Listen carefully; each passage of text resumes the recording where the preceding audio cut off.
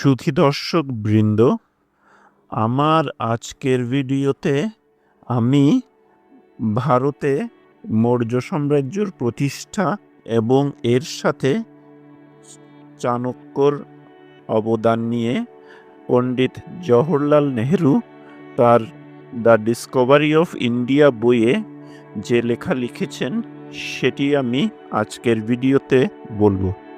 বৌদ্ধ ধর্ম ভারতে ক্রমে ক্রমে বিস্তৃতি লাভ করে।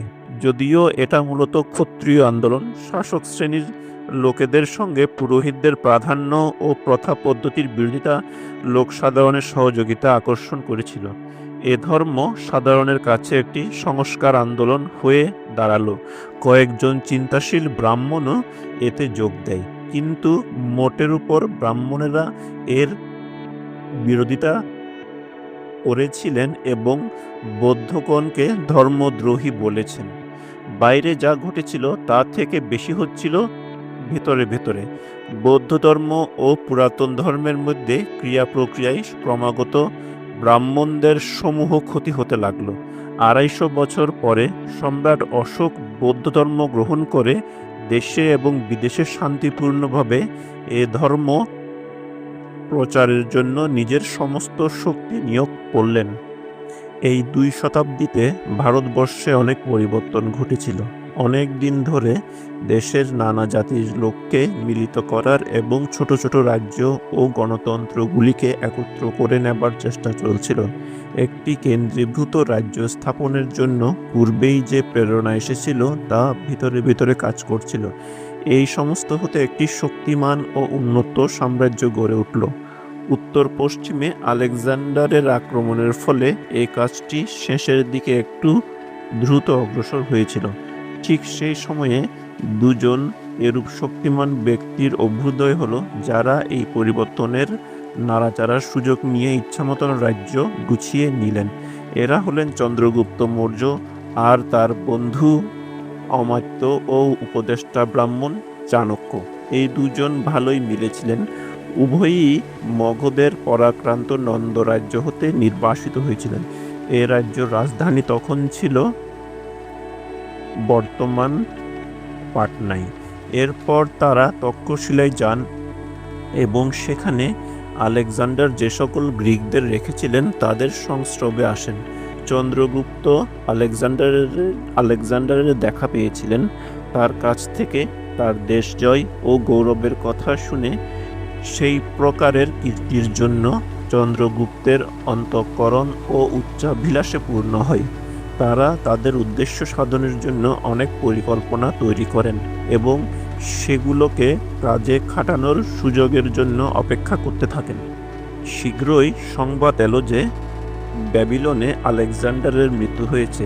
খ্রিস্টপূর্ব 323 অব্দে অবিলম্বে চন্দ্রগুপ্ত ও চাণক্য জাতীয়তার পুরাতন অথচ চিরন্তন রব তুললেন এবং দেশের লোককে বিদেশি আক্রমণকারীদের বিরুদ্ধে উত্তেজিত করলেন। গ্রিক সৈন্যদল বিতাড়িত হলো এবং তক্ষশিলা পাওয়া গেল। জাতীয়তার আহ্বানে চন্দ্রগুপ্তের দলে বহু লোক যোগ দিল এবং তখন তিনি এই মিত্রবর্গকে নিয়ে উত্তর ভারতের মধ্য দিয়ে পাটালিপুত্রে যাত্রা করলেন। আলেকজান্ডারের মৃত্যুর পর 2 বছরের মধ্যে তিনি ওই নগর ও মগধ রাজ্য অধিকার করলেন। মৌর্য সাম্রাজ্য প্রতিষ্ঠিত হল। আলেকজান্ডারের সেনাপতি সেলিকিউস তার প্রভুর মৃত্যুর পর এশিয়া মাইনর হতে ভারতবর্ষ পর্যন্ত এই সমস্ত অংশের অধিকার লাভ করেছিলেন। তিনি উত্তর ভারতে অধিকার পুনঃস্থাপন করার জন্য সৈন্য নিয়ে সিন্ধু নদ পার হয়েছিলেন, কিন্তু যুদ্ধে পরাজিত হন এবং চন্দ্রগুপ্তকে কাবুল ও হিরাট পর্যন্ত আফগানিস্তানের অংশ ছেড়ে দেওয়ার জন্য বাধ্য হন। চন্দ্রগুপ্ত সেলিকিউসের কন্যাকে বিয়ে করেছিলেন। চন্দ্রগুপ্তের সাম্রাজ্য দাক্ষিণাত্য ছাড়া আরব সাগর থেকে বঙ্গোপসাগর পর্যন্ত এবং উত্তরে কাবুল পর্যন্ত বিস্তৃত হয়েছিল। লিখিত ইতিহাসে এই প্রথম ভারতবর্ষে একটি বিশাল কেন্দ্রীভূত রাজ্য প্রতিষ্ঠিত হলো। এই বিপুল সাম্রাজ্যের রাজধানী ছিল পাটালিপুত্র নগরে। এই রাজ্যটি কিরূপ আকার নিয়েছিল তা জানা আবশ্যক। সৌভাগ্যক্রমে ভারতীয় ও গ্রিক উভয় দিক থেকে এর বিশদ বিবরণ পাওয়া যায়। সেলিকিউস প্রেরিত রাষ্ট্রদূত মেগাস্থিনিস অনেক কথাই লিখে গেছেন, আর আমরা পাই আগেই উল্লেখিত কৌটিল্যের অর্থশাস্ত্র। চাণক্যর আরেক নাম কৌটিল্য। এই রাষ্ট্র ব্যবস্থা বিষয়ক গ্রন্থটি কেবল যে একজন পণ্ডিত ব্যক্তি লিখে গেছেন তা নয়, লেখক স্বয়ং এই সাম্রাজ্যের প্রতিষ্ঠা উন্নতির রক্ষায় প্রধান অংশগ্রহণ করেছিলেন। চাণক্যকে ভারতীয় ম্যাকিয়াভেলি বলা হয়। অনেক ক্ষেত্রে এই কথাটি ঠিক, কিন্তু তিনি সর্বাংশে আরও বড় ছিলেন, আরও বুদ্ধিমান এবং আরও উচ্চ শ্রেণীর কর্মবীর। চাণক্য কোনো রাজার অনুগামী মাত্র, পরাক্রান্ত কোনো সম্রাটের উপদেষ্টা মাত্র ছিলেন না। মুদ্রা রাক্ষস আমাদের দেশের একখানি পুরাতন নাটক। এই নাটকে তখনকার দিনের কথা আছে এবং এতে চাণক্যর জীবনী পাওয়া যায়। নির্ভীক, চক্রী, অহংকৃত এবং প্রতিহিংসাপরায়ণ চাণক্য অবজ্ঞা কোনো সময় ভুলেন না। তার মন সর্বদাই আপন সংকল্পে নিবদ্ধ। শত্রুকে প্রতারিত ও পরাজিত করার জন্য সকল প্রকার উপায় তিনি গ্রহণ করেছেন। সম্রাটকে প্রভুরূপে নয়, প্রিয় ছাত্ররূপে চিন্তা করে সাম্রাজ্যের পরিচালনা নিজের হাতে নিয়ে বসেছিলেন। অনাড়ম্বর ও কঠোর চিত্ত ব্রাহ্মণ উচ্চপদের সমারোহে স্পৃহাহীন, তার পণ উদযাপিত এবং উদ্দেশ্যসিদ্ধ হতেই তিনি কর্মক্ষেত্র থেকে বিদায় নিয়ে ব্রাহ্মণোচিত ধ্যান ধারণায় তার শেষ জীবন অতিবাহিত করতে চেয়েছিলেন। আপন উদ্দেশ্য সিদ্ধির জন্য চাণক্য করতে পারতেন না এমন কিছুই ছিল না। বহুল পরিমাণে তিনি অবিবেকী ছিলেন। তবু তার এ জ্ঞান ছিল যে কোনো উদ্দেশ্য সিদ্ধির জন্য অনুপযোগী পন্থা অবলম্বন করলে সে উদ্দেশ্যেরই হানি হতে পারে। ক্লজউইটজের বহুকাল আগে তিনি বলে গেছেন যে যুদ্ধ অন্য উপায়ে রাজনীতিরই অনুবর্তন মাত্র। আরও বলেছেন, যুদ্ধই যুদ্ধের উদ্দেশ্য হতে পারে না, রাজ্যর কাজে আসা চাই। রাজনীতিকের লক্ষ্য এরূপ হওয়া আবশ্যক যে যুদ্ধ হতে যেন রাজ্যর উন্নতি ঘটে, তা যেন কেবলমাত্র শত্রুর পরাজয় কি ধ্বংসের জন্য নয়। যুদ্ধে যদি উভয় পক্ষেরই নাশ ঘটে তাহলে বুঝতে হবে রাজনীতি সেখানে দেউলিয়া হয়েছে। অস্ত্রশস্ত্রে সজ্জিত সৈন্য নিয়ে যুদ্ধ করতে হয়, কিন্তু এসব অপেক্ষা বেশি প্রয়োজন যুদ্ধ কৌশলের, যেন অস্ত্রশক্তি ব্যবহারের আগে শত্রুর মন দুর্বল হয়, তার শক্তির উদ্দেশ্য ভেঙে যায় এবং সে অবসন্ন অথবা অবসন্নপ্রায় হয়।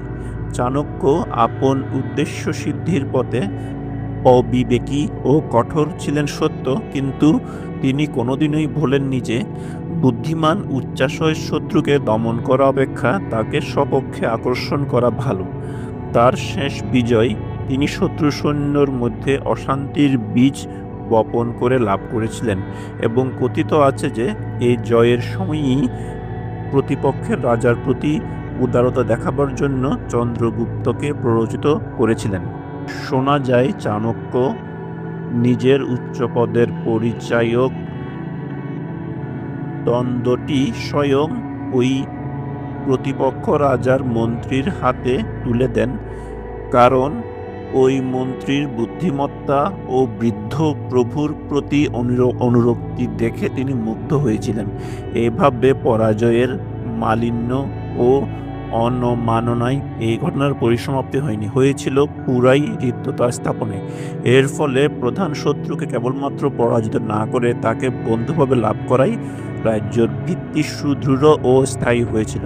মৌর্য সাম্রাজ্য গ্রিক জগতে সেলিকিউস তার উত্তরবর্তীগণ ও ফিলোলেফাসের সঙ্গে কূটনৈতিক যোগ রক্ষা করেছিলেন। এই যোগের দৃঢ় ভিত্তিটি ছিল উভয় পক্ষের ব্যবসা গঠিত স্বার্থে প্রতিষ্ঠিত।